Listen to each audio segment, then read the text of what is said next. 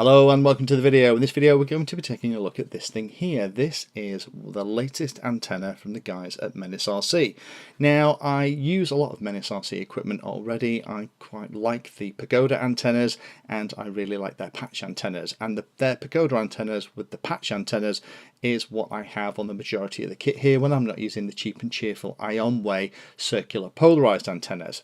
Now this is a little bit different from some of the other antennas that are out there, and you'll notice it says linear on the front. Now we've done a video a while ago talking about the different types of FPV antenna, and there are really two different types that you tend to come across on the actual quadcopters and multirotors that we're flying.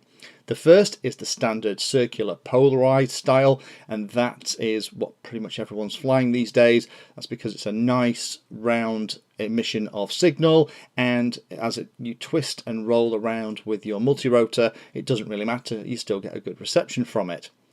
Originally people were flying with dipole antennas, and these are the kind of things that you tend to get in the box with a lot of FPV equipment that we usually throw away. And dipoles are great because when they are perfectly aligned they give you the best possible signal. Again, they have a very wide bubble of reception, but the challenge is once those two linear antennas start to get out of physical alignment, then the signal drops off very, very quickly. And that's why the majority of times these days when you're buying an FPV quad, you're getting a circular polarized antenna. However, some of the really small quads that we're getting into now, things like this DYS Elf for example, that I'm a big fan of, they have a little linear antenna inside. And while you can still absolutely pick up the signal from the little DYS Elf using a circular polarized or a patch antenna on your FPV goggles, if you use a linear antenna you actually get a better signal, and that's what this is for.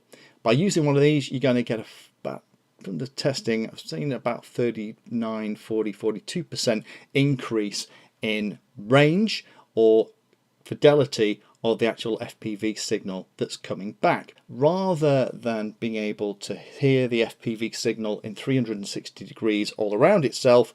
All of the sensitivity kind of comes out the front, so you can think of it like about 150 degree cone reception. So with something like this you will always want to be flying in front of yourself, but you'll get a much cleaner signal if your little FPV quadcopter has a linear antenna.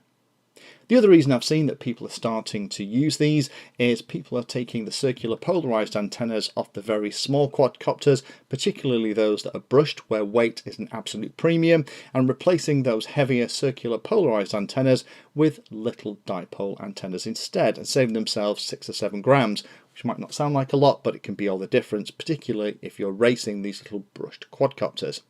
And in fact MenaceRC have created a little video with a rig that they provide. You can actually create, using a little bit of coax, your own perfectly tuned dipole to replace a circular polarized antenna. I'll put a link to that description below if you want to go and have a look at it. No point in me going through that again. So if you wanted to replace your circular polarized on your little quadcopter to use with the Bandicoots and save that extra weight, then you can do that too. So let's have a very quick chat about the specs of this thing. It is the same size as a standard patch antenna, designed for 5.8 gigahertz, gains about 6.5 dBi.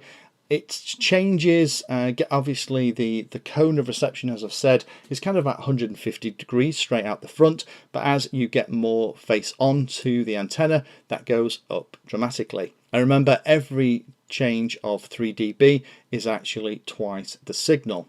Has an SMA connector at the back, so it's perfect for your Fat Shark goggles, which I'm very pleased about because all of my stuff here is SMA, and it weighs about 11 grams.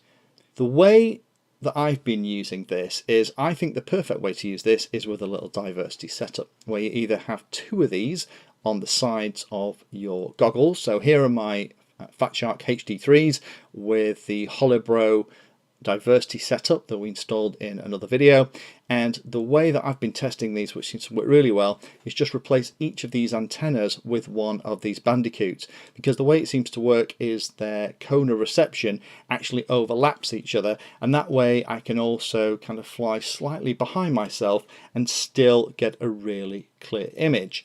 Or the other thing you could do is actually pair a Bandicoot with a circular polarized antenna, so you can fly in front of yourself, but if you get out of the range of the Bandicoot, then you've still got something else on the goggles that will pick up the FPV signal. So I just wanted to show you this. So if you have a small quadcopter and you want to increase the range in a particular direction, or if you have diversity set up on your specs, get yourself a couple of these and stick them on, because they will make a massive difference. So with a linear antenna on one of the small quadcopter, just to give you kind of an idea of the distances here, running at 25 milliwatts, with a standard circular polarized antenna, the range on that was about 150-160 meters. By just replacing the circular polarized antenna on the goggles with one of these Bandicoots, that jumped up to about 230 meters, so about 40% more. But what I found is just flying the little DYS ELF as I've always flown it and using the Bandicoots, and getting a very, very clear signal, and the little bit of breakup that I was getting by using a circular polarized antenna is gone, and using two of these on the diversity setup is kind of the perfect answer. Thank you for taking the time to watch that video, and particularly for watching right to the very end. We try and release a video on Tuesday and Friday, and sometimes we'll release one or two extra ones in a week as well. All of the videos on the channel are organised into easy to use playlists, so do have a look in there, because if you're interested in a subject, we organise all the videos on that subject so you can find them easily all together in one place. If you like what we're doing, then please like and subscribe, and tell others about the channel so they can come and join as well.